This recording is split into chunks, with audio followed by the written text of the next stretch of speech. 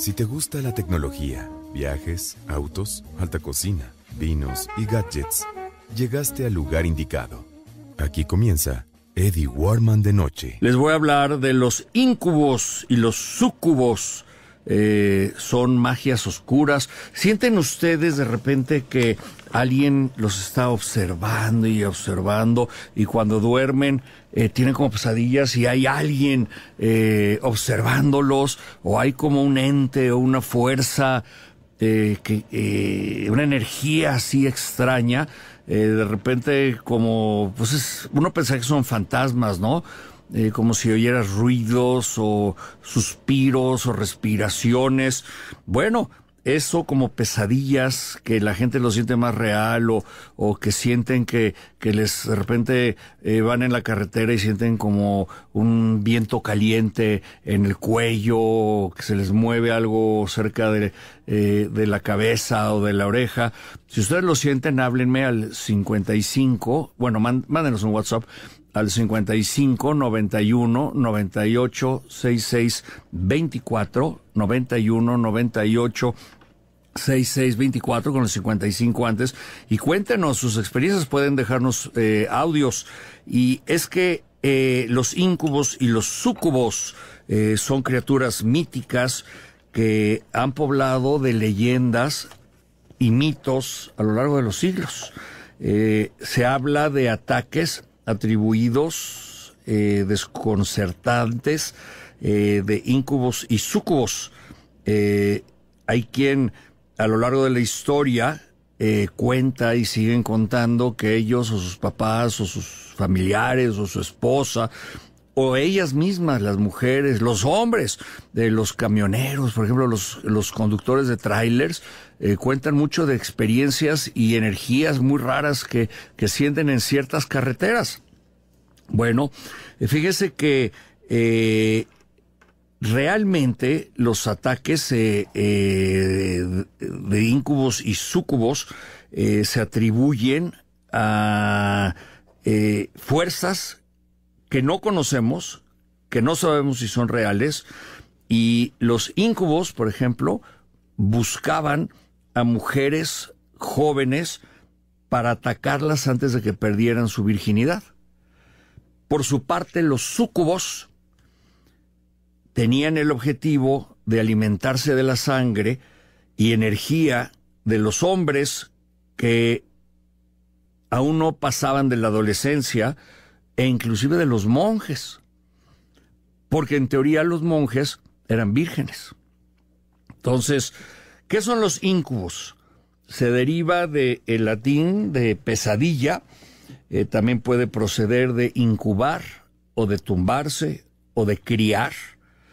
Los demonios masculinos que buscan tener relaciones sexuales con mujeres que están dormidas, con mujeres humanas que están dormidas, y es como sentir que se sube el muerto, pero de verdad.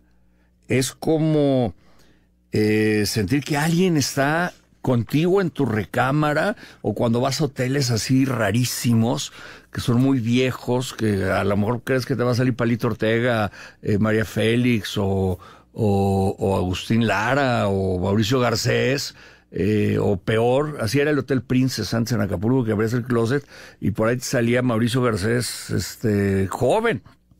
Bueno, estos eran, pero malos. Fíjense, se describe como monstruos, pero guapos. Como guapos, pero demonios. Esos eran los súcubos.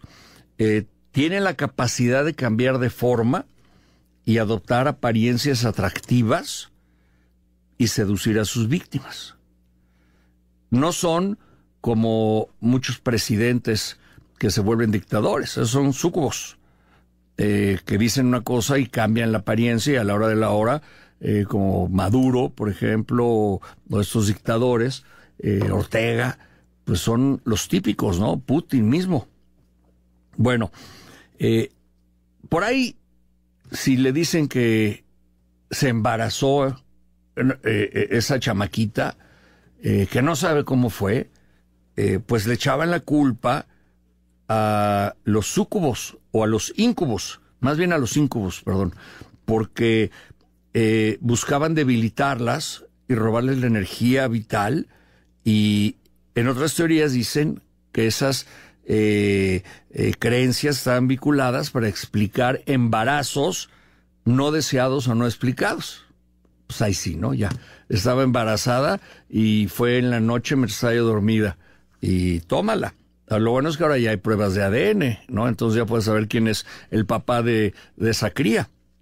Bueno, los súcubos vienen de la palabra súcuba. La propia palabra deriva de sub, que significa debajo de, y el verbo cubare, que significa yacer. A diferencia de los íncubos, los súcubos son demonios femeninos que buscan tener relaciones sexuales con los hombres humanos, pero también le pueden robar a las mujeres su energía y son una de esas hasta la virginidad. Los íncubos se presentan a veces como que son ellas seductoras y atractivas. Y luego, pues es como cuando te despiertas, saliste de la discoteca del Baby O, te acabaste una botella de Bacardí y la viste guapísima, y cuando te despiertas con ella al lado, ¡ay, nanita! O sea, eso era Liquid Photoshop o íncubos. Hoy, pues te das cuenta que la regaste, que vaya cagada que diste, ¿no? Bueno, o el hombre que las mujeres lo veían guapo ahí en el bar, en la discoteca, en oscuro, unos drinks de más, y pues vámonos a tu casa, a mi casa, al hotel, y órale con lo que te encuentras en la mañana, ¿no? Y de mal aliento además. Bueno, para poder definir hombres y mujeres, las íncubos seducen a los hombres para debilitarlos y concebir hijos demoníacos. O sea, no es que embaracen a los hombres, o sí, quién sabe, ¿no? Ya con todo esto que hay, pues, chance. Pero en teoría ellas se embarazan con ese ente endemoniado que tienen adentro y del cual pertenecen, pero utilizan la semillita, como nos enseñaron en la primaria, la semillita del hombre. Bueno, hay una explicación científica.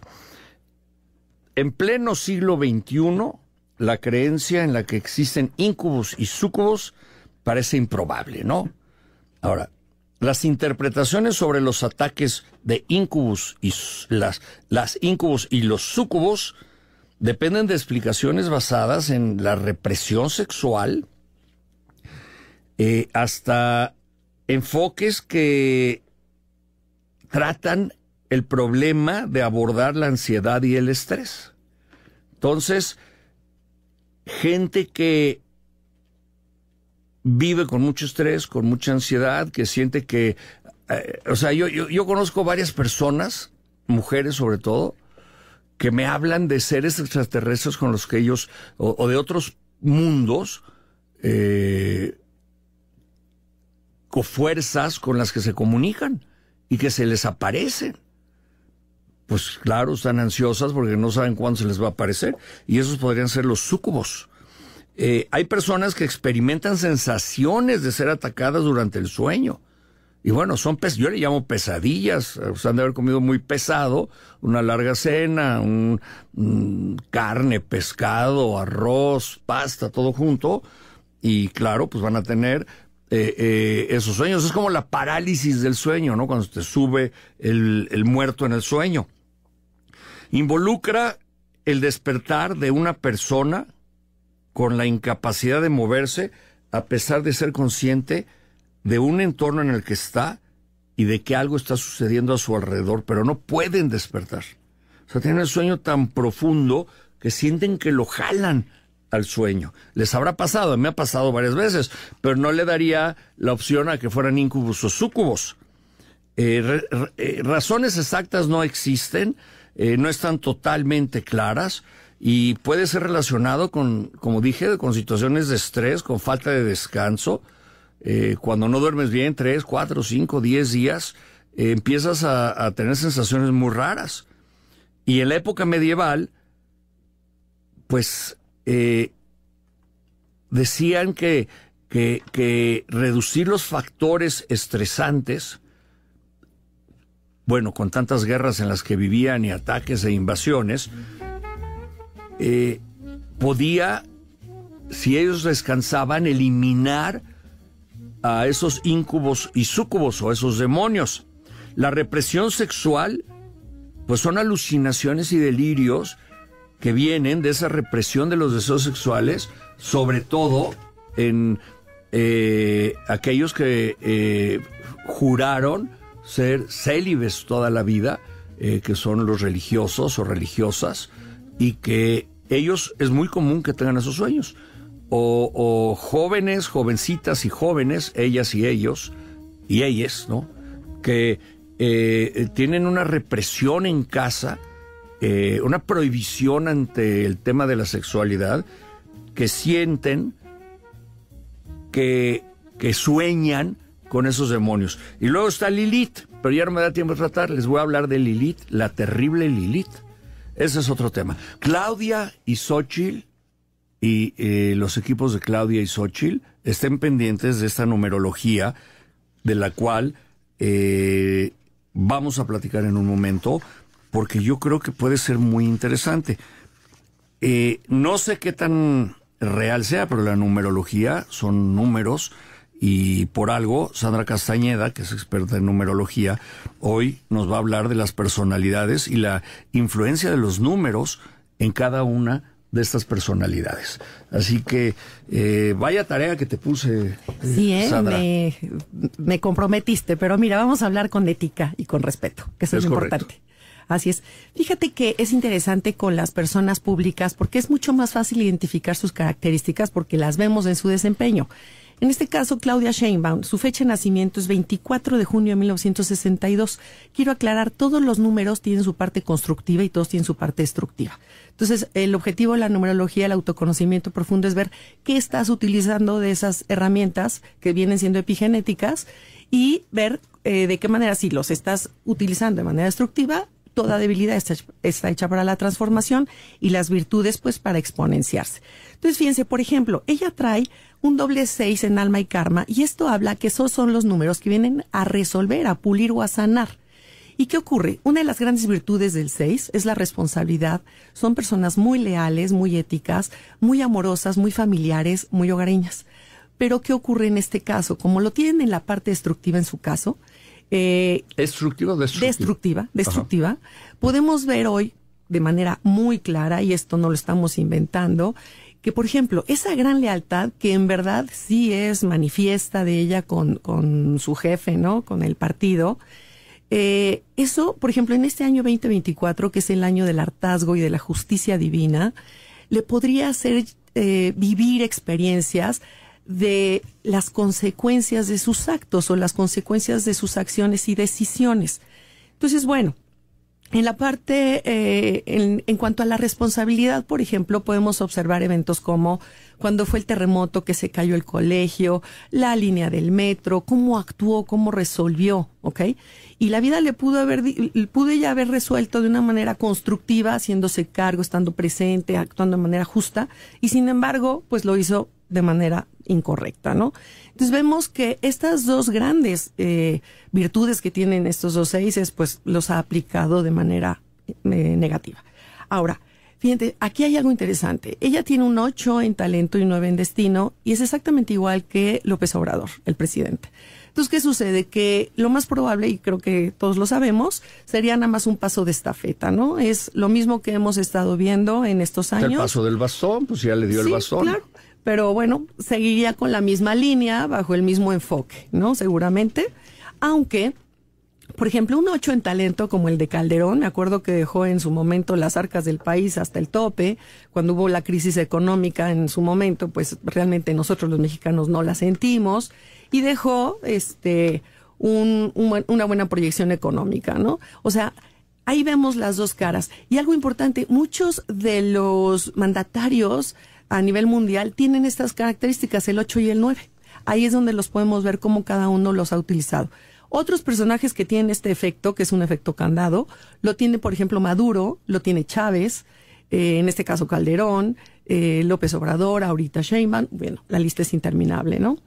Ahora bien, en su camino viene él ya a comunicar, ¿no? A poner límites. Y bueno, ¿qué está haciendo claro en este tema? Su poder de palabra no tiene impacto, su palabra no consolida y simplemente es repetidora, ¿no? Del mensaje. Entonces, bueno, es una comunicación, muy, muy suave, muy baja, ¿no? Que le falta fuerza y entereza. Ahora, ella para el momento de las elecciones va a estar en un año 1, los ciclos de la numerología son 9 años y el año 1 habla de inicio, de arranque, pero ella ya lo va a estar terminando, ya está en lo último, ya estaría en su fase destructiva de los últimos días antes de su cumpleaños. ¿Por qué una fase destructiva?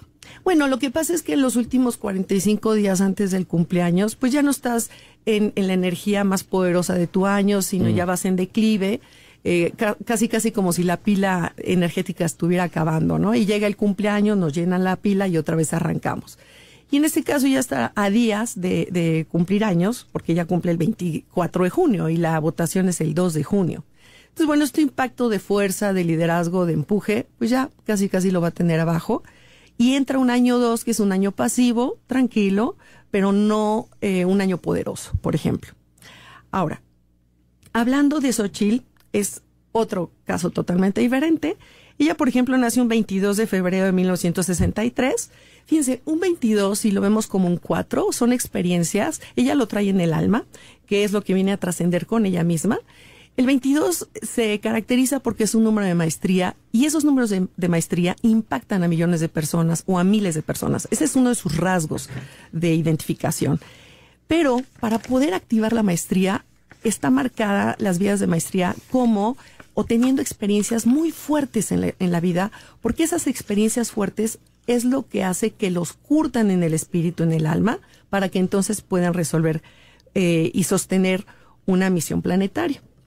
Entonces, bueno, ahí todos sabemos cómo fue su infancia, cómo fue su crecimiento y este proceso, ¿no? De maduración. Y hoy por hoy, claro que lo tiene activo porque a final de cuentas, pues es senadora, ha trabajado para los gobiernos y hoy por hoy, pues está hacia la presidencia y millones de personas la siguen. Luego en el karma, ella, fíjate, tan fácil como hubiera podido tener o ser viviendo la parte destructiva, sería como una persona que separara a los grupos, separara a las sociedades, como lo hace López Obrador. Él tiene un 11, que viene siendo un 2, también en la misma posición. Y entonces aquí vemos lo contrario precisamente. Xóchitl, su mensaje es la unión, ¿no? Unir, construir. Luego en su talento tiene el mejor el mejor liderazgo de todos los liderazgos de la numerología, que es el 9. Y ese liderazgo 9 es un liderazgo humanitario, generoso, bondadoso. ¿Pero cómo llegas al 9? Al 9, porque sumamos el 63. Ella nació en el 1963 y es la suma de los 2 últimos dígitos.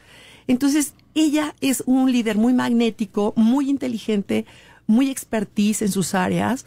Y es una persona que realmente es un líder que se quita lo que tiene encima para dárselo a alguien más, ¿no?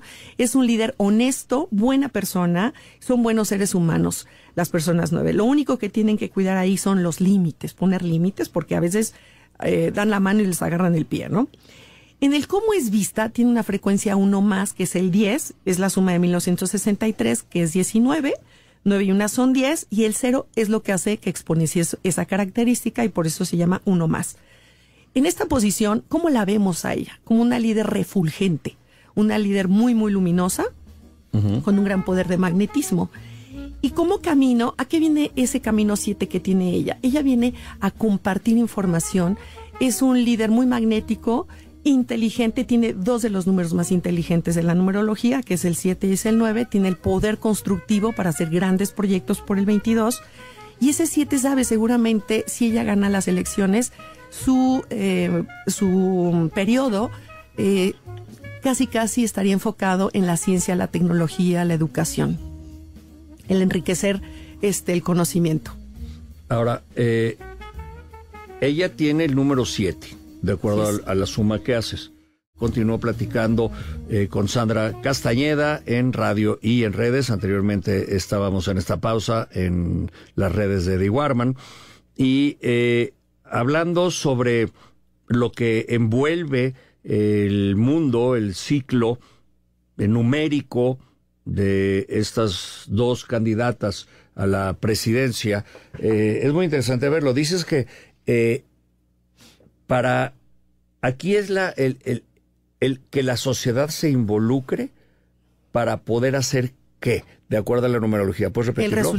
El resultado. Mira, nosotros vamos a tener un eclipse, que el ombligo de ese eclipse va a ser México. Siempre un eclipse por astrología nos habla que son como empujones, ¿no? A accionar. México ahorita está en su año 4 personal, a partir del 13 de marzo es cuando cumple años México. Y ahorita está en un proceso de destrucción, de reestructura. ¿Cómo que cumpleaños México? O sea, como ya como México o... Mira, si nosotros, y gracias a ti conocías Unzunegui, déjame decirte, y ahora no me pierdo todos los programas contigo y Unzunegui, déjame decirte, el 13 de marzo de 1325, que es la fecha que también él menciona, no era México como tal, pero en ese momento fue como si se preparara el vientre, que fue la tierra donde se sembraba la semilla en donde iba a surgir la civilización y la sociedad, ¿ok? De lo que en un futuro iba a ser México. Entonces, las fechas de los eventos nos hablan de características que que nos van marcando como sociedades o como naciones. Entonces, México tiene una epigenética numérica por esa fecha. Por eso somos hormiguitas trabajadoras, somos personas muy enfocadas, de mucha determinación, somos muy bien hechos, por eso somos muy manuales, somos muy familiares, muy hogareños. Para nosotros la mamá es la base, ¿no? de nuestra sociedad. Eso lo traemos también por esa fecha, entre sus números. Somos una sociedad muy inventiva, traemos los 11 también. Y ese es uno de los grandes talentos que aportamos al mundo, la capacidad creativa y creadora maravillosa. Tenemos la alegría por estos números, que donde nos paremos, pues hacemos fiesta, ¿no? Pero es parte de nuestra esencia. Entonces, cada país tiene su esencia epigenética. Y por eso somos tan diferentes los argentinos que los mexicanos, los franceses y los alemanes, ¿no?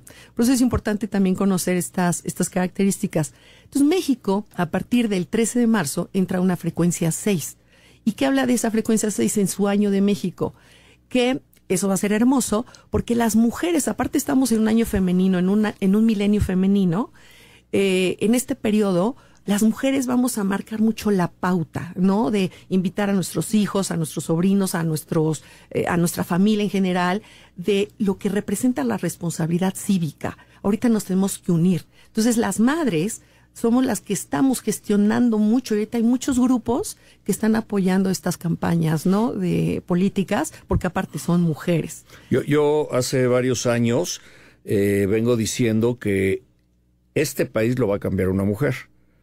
Y que sí, es la mujer la que tiene la fuerza de lograr ese cambio, que son dos conceptos distintos. La mujer, como bien dices, mamá o jefa de familia, o líder de familia, son las que pueden impulsar a que los jóvenes o la familia entera vote y aproveche su posibilidad de ser de la actividad democrática. Y será una de estas dos mujeres la que le dé un cambio a México. Yo me tengo que mantener al margen de opinión, pero será una de estas dos mujeres la que le dé un cambio a México. ¿Y qué quiere decir un cambio a México? Pues hacer un México mejor, hacer un México más rico de riqueza cultural, de riqueza educativa, de civismo, de crecimiento y de riqueza económica.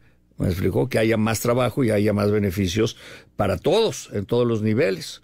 Entonces, y que marque el futuro en las siguientes administraciones para continuar con esa riqueza, que haga el buen trazo. Es que fíjate, ellas son la cabeza, ¿no? Las que llevarían el mando, una o la otra.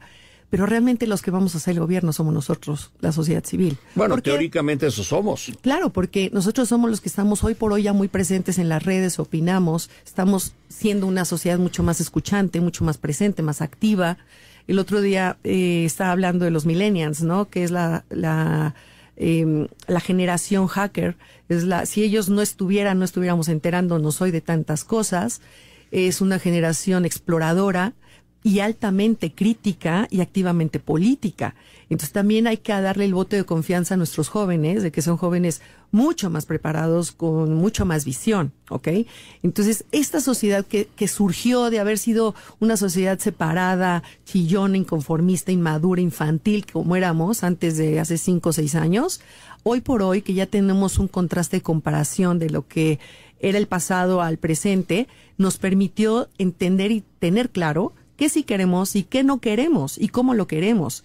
Entonces, en verdad que siempre dicen los maestros, ¿no? En el universo no hay equivocaciones. Era necesario que México viviera esto. ¿Para qué? Pues para madurar, para crecer. Y este año en general es un año de madurar y crecer. ¿A través de qué? De la consecuencia de tus actos. ¿Cómo actuaste tus 7 años pasados? ¿O cómo se Otra actuaron? vez 7. Claro. Lo que pasa es que los ciclos son de 9 años, ¿no? Entonces, cuando llega el año 8, que tiene la fama del éxito y la bonanza y la maravilla, pues resulta que no, o sea, sí, pero no para todos. Porque si tú en años pasados, esos 7 años pasados, actuaste con abuso de poder, mentiras, engaños, en fin, todo lo destructivo, pues no creas que en el año 8 la vida te va a compensar y te va a premiar. Entonces aquí nadie te hizo daño a ti, más bien tú te generaste la consecuencia que vas a vivir. Y eso es uno de los grandes aprendizajes de este año para todos, no nada más para los políticos. Puede ser para un empresario, puede ser para un padre de familia, por ejemplo, alguien que no esté dando las pensiones alimenticias para sus hijos y que diga, ay, qué bueno, me fregué a la mujer, aguas, porque este año se te va a revertir, ¿no? Y más teniendo una mujer al frente del país. Claro, por supuesto. Pero, ¿sabes? Que lo importante es que hay que hacer equipo, ¿no? Hay que vivir una integración como géneros, la parte masculina y la femenina. Hay que hacer equipo. Concluyamos con 1 o 2 puntos fuertes de esta numerología. Pues mira, me parece que tiene, bueno, no me parece, indiscutiblemente la numerología más poderosa es la de Xóchitl Gálvez, tiene 4 números de liderazgo, ¿no? Pero sobre todo un liderazgo, como vuelvo a repetir, muy humano y muy empático. Y Claudia Sheinbaum, bueno, si yo veo esta numerología, te diría que tiene mucho por resolver, sanar y corregir. Para que entonces tenga ella su propia experiencia, ¿no? Oye, ¿la numerología puede hablar de momentos trágicos, de situaciones trágicas, sí, de peligros? Fíjate que, bueno, no es predictiva, yo no manejo una numerología predictiva, más bien te puedo decir que un evento, por ejemplo, mi fractura, ¿no?, de la muñeca en el año, apenas me fracturé, iba yo caminando al hospital y iba yo entendiendo a través de la fecha del evento qué era lo que me estaba diciendo esa fractura, ¿no?, qué tenía yo que resolver con esa fractura. Lo mismo pasa con las fechas de los terremotos o el evento de las Torres Gemelas. Según donde pasa el evento, siempre un evento trágico, que le llamamos así, genera activaciones profundas en la conciencia del ser humano. Hay que ver la parte positiva. Muy bien. ¿Dónde te leen, te localizan, te escriben, te consultan? Pues en las redes estoy como Sandra O. Castañeda, numerología profesional, y en consultas, formaciones, que estoy por comenzar formaciones de autoconocimiento profundo, es 5530. Espérame.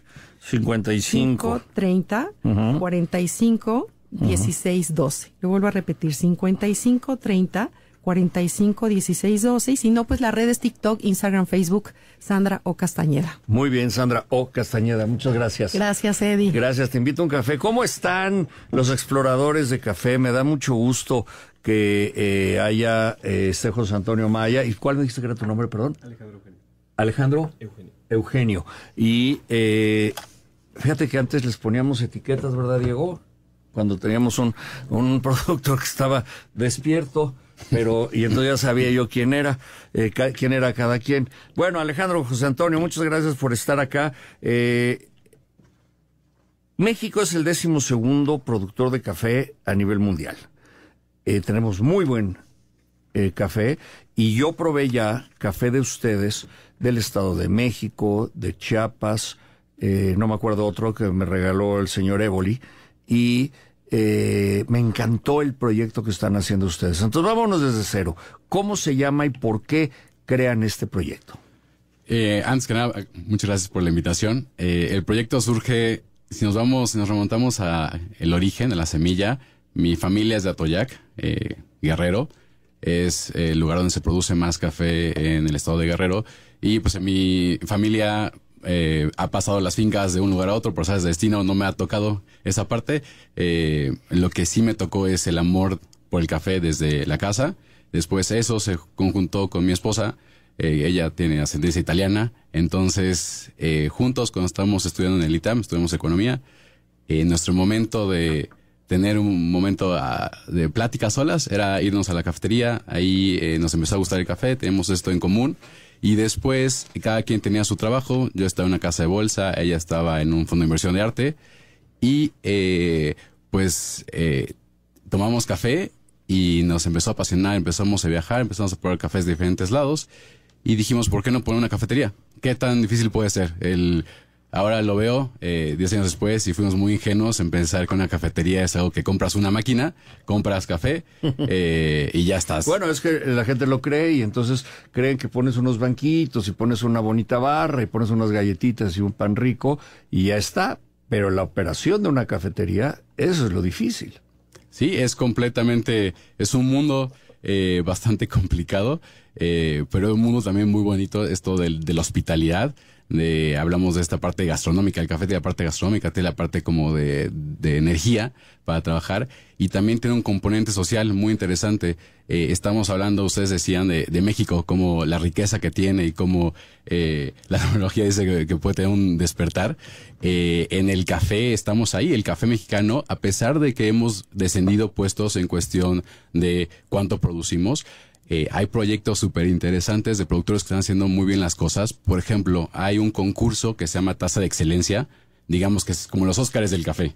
Y en Taza de Excelencia, el productor que se llama José Argüello, de Finca Santa Cruz, en Chiapas, cuando hicieron las tazas de excelencia en cada país, y se hace en Etiopía, en Colombia, en Panamá, en Honduras, en todos lados. Y el café mexicano fue el que apuntó más alto. Uh-huh. Ok, ahora, ¿en México se produce principalmente café arábiga o se produce café grano robusto? Se producen los dos. Nosotros tenemos tanto arábica como robusta. A mí me gusta más el robusto porque es menos ácido, el medio tostado, que yo he probado. Y descubrí recién, en España justamente, un café de Vietnam robusto espectacular. Fuerte, tostado, aunque es medio tostado, poderoso. Depende con qué cafetera lo sirvas, depende la acidez de ese café. No entiendo por qué. A ver si tú me lo puedes explicar. Sí, el robusto, el café robusto es una especie, entonces hay varias especies. El robusta y el arábica son los más populares. El 66% de la producción mundial es arábica, el 33% es robusta. Ahora, el robusta son genética. Entonces, hablamos el café, tiene esta parte gastronómica. En el vino, conocemos que el Merlot, el Shiraz, sabemos cuál nos gusta. Por lo menos sabemos que hay variedades. Tenemos 6 minutos para que nos muestres esto. ¿Qué vamos a probar aquí? ¿Qué estás haciendo aquí, Alejandro? Es un vertido. Espera, toma un micrófono, por favor, acércate. ¿Me abren este micrófono, por favor? Ahí está. Aquí les preparamos 2 vertidos. Habla más alto. Ajá. Aquí les preparamos 2 vertidos que son de 2 distintos tipos de café. El primero es un ronzón y el segundo es un Berrystein. No entiendo qué me estás hablando. ¿Un qué? Ronzón, que viene del nombre de nuestro productor, que es el productor del café. Okay. Y el Berrystein, que es el segundo, que es el que tengo de este correcto. lado, que es igual del productor. Acuérdate que no conocemos los términos. Entonces, peras y manzanas, ¿ok? La costumbre. Síguele. Pero justamente, el proceso se deja seleccionamos como los granos y el café. Se le pone en este método que se llama Pulsar Dripper. ¿Cómo se llama? Pulsar Dripper. Ajá. Y se le pone la cantidad de agua. Es como un filtro, un percolador. Si es un percolador, tiene una válvula, entonces... Retira un poquito el micrófono. ¿Lo retiro? Ahí sí. Ajá. Sí, puedes modular la apertura, entonces puedes cerrarlo completamente y es una prensa. Entonces, completamente inmersión, puedes abrirlo y puedes una percoladora como la de tu casa. Y aquí, Entonces, por ejemplo, en estas probetas que hay. En estas es simplemente para intensificar la fragancia, entonces es un poco para oler. Sí, exactamente. Entonces, como de estos de los perfumes, entonces si le aprietas el primero, te acercas la nariz y ahí van cambiando bastante. Ese es más chocolate, caramelo. Después, si nos vamos al último, ya va a ser una experiencia completa, algo que ya ni siquiera nos huele a café. Algo interesante. Huele a levadura. Sí, sí. Tiene esas notas más. ¿De dónde es cada uno? ¿Me puedes decir? El primero es del productor Rafael Beristain, que está en Totutla, Veracruz. Cada café es una historia, es una cara, ¿no? El segundo es de Francisco Villarreal, que es de Pluma Hidalgo, Oaxaca. En Hidalgo hay café también. Sí, sí. Y además, ese es un gran viaje para el buen vivir. Estamos hablando de eso hace un poco. Ir a Pluma Hidalgo es increíble porque te quedas en Huatulco, 40 minutos en el coche y llegas a Pluma Hidalgo. No, Oaxaca, Huatulco, Hidalgo. No, Huatulco, Oaxaca. Llegas al aeropuerto de Huatulco, 40 minutos y llegas a Pluma Hidalgo, que también está en Oaxaca.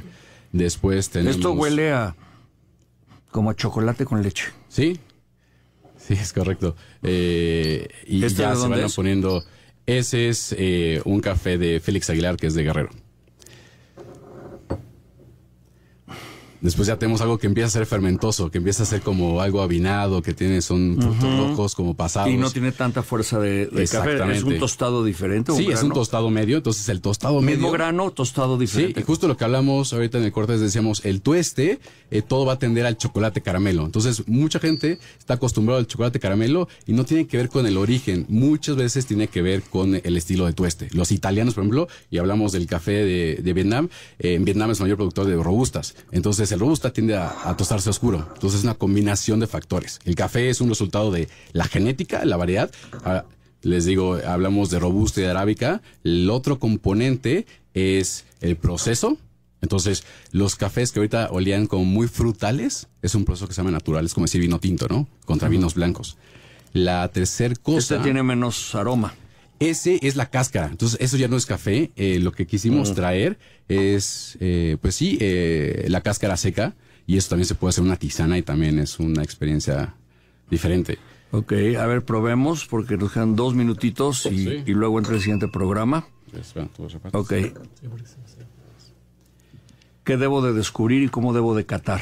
Es una degustación que nosotros la queremos comparar con los vinos, entonces gracias a estas copas podemos ver el color del tueste y la otra cosa es que podemos meter la nariz, entonces ya empezamos a apreciar más el café, que realmente es nuestro objetivo, que la gente pueda apreciar el café, poder comunicar lo que está atrás de un sabor. Siempre el café es me gusta, no me gusta, pero son estilos. Ahorita hablamos del robusta, hablamos de los tuestes, son estilos. Tiene mucha acidez, sí, pero tiene un aroma, acidez en boca y aroma a tostado e inclusive chocolate. Y luego, a ver este tiene menos aroma y menos acidez. Sí, el primero era el café más clásico, que era menos ácido, y el otro es tal cual el mismo café, pero un tueste más ligero. Entonces, a eso voy. El estilo de tueste, el tueste va a determinar mucho. A veces no nos gusta más Guerrero que Oaxaca, es mucho el tueste. Oye, ¿y dónde los localizan para que la gente pueda conocer y comprar el café que ustedes hacen? Nosotros estamos en Santa Fe, en Avenida Santa Fe 596, enfrente del Parque La Mexicana. Eso es donde nos pueden ubicar. Tenemos una cafetería, además ahí tostamos y tenemos catas. Y estamos empezando. Ahí están Exploradores de Café. Sí, Exploradores de Café está ahí. Y en Instagram es lo que más usamos, es Exploradores de Café. Exploradores de Café. Muy bien. ¿Y tienes café robusto? Bueno. Sí tenemos. Sí, en Veracruz hay muy buen café robusta. Voy a pasar. Pues se nos acaba el tiempo, José Antonio Anaya. Alejandro, muchas gracias. Saludos por allá a todos los cafetaleros. Les mando un abrazo. Estás escuchando el podcast de Eddie Warman.